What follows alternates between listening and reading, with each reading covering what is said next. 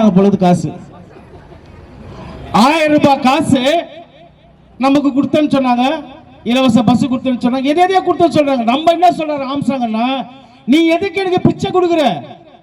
அரசியலமைப்பு சட்டத்தில் பாபா சாஹேப் அம்பேத்கர் எழுதி வச்சிருக்கிற சட்டத்தை நடைமுறைப்படுத்தினா என் பிள்ளைக்கு அரசு வேலை கிடைக்கும். 40,000 ரூபாய் சம்பாதிப்பான் என் புள்ள. பேங்க் மேனேஜர் ஆயிட்டா, ஒரு பெரிய டீச்சர் ஆயிட்டா, ஒரு இன்ஜினியர் ஆயிட்டா, ஒரு 60,000 ரூபாய் சம்பளம் வாங்குவான். 60,000 ரூபாய் சம்பளம் வாங்கினா எங்க அம்மா கூட்டிட்டு போய் என்ன வாங்கி தருவேன்? நான் நகைக்கல்ல கூட்டிட்டு போயிட்டு 5 சவரன் நகை வாங்கி கொடுப்பேன். எனக்கு எதுவும் 1000 ரூபாய் காசு? நீ கொடுக்குற 1000 ரூபாய் மிக்சி எதுக்கு எனக்கு?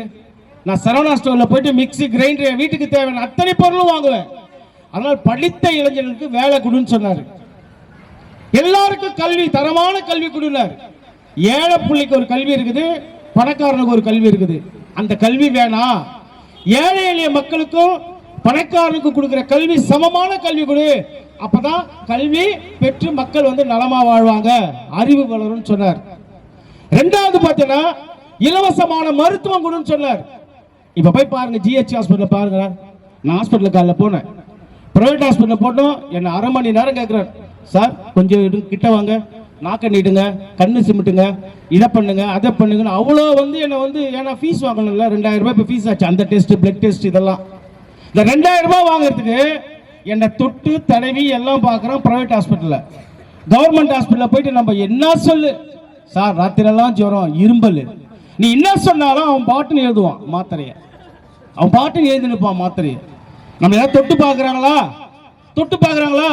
இங்க இருக்கிற மந்திரி நீங்க கவர்மெண்ட் ஹாஸ்பிட்டல் குடும்பத்தார கூட்டு போய் பார்த்துருப்பாரா? இங்க இருக்கிற எம்எல்ஏ யாரா போயிட்டு கவர்மெண்ட் ஸ்கூல் போயிருப்பாங்களா? இங்க இருக்கிற சேர்மன் யாரா கவர்மெண்ட் ஸ்கூல் போயிருப்பாங்களா? போக மாட்டாங்க. கவர்மெண்ட் ஸ்கூல்லையும் படிக்க வைக்க மாட்டாங்க, கவர்மெண்ட் ஆஸ்பத்திரிக்கும் போக மாட்டாங்க. நம்மள ஆடு மாடை விட ரொம்ப கேவலமா நடத்துறாங்க அன்பு தாய்களே. அதனால தான் சொன்னாரு, இந்த ஏழை எளிய மக்களுக்கு தீர்வு கிடைக்க வேண்டும் என்று சொன்னால் படித்த இளைஞர்கள் நீங்கள் எல்லாம் அரசியல் தெரிந்து கொள்ள வேண்டும். அரசியல் தெரிந்து கொண்டால் மக்களிடத்தில் போய் அரசியலை சொல்லுங்கள்.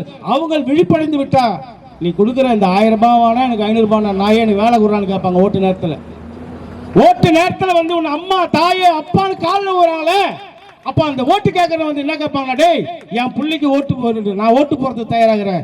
என் பொண்ணை நான் படிக்க வச்சுக்கிறேன், நர்ஸுக்கு படிக்க வச்சுக்கிறேன். என் பொண்ணை நான் டீச்சருக்கு படிக்க வச்சுக்கிறேன். என் பிள்ளைய நான் இன்ஜினியருக்கு படிக்க வச்சுக்கிறேன். என் பிள்ளைக்கு வேலை கொடுக்க சொல்லு. என் குடும்பம், என் ஜாதி, என் ஜனம், சொந்த பந்தம் எல்லா ஓட்டு நான் போறேன் தைரியமா சொல்ல முடியும். முடியுமா? முடியாது தாயே?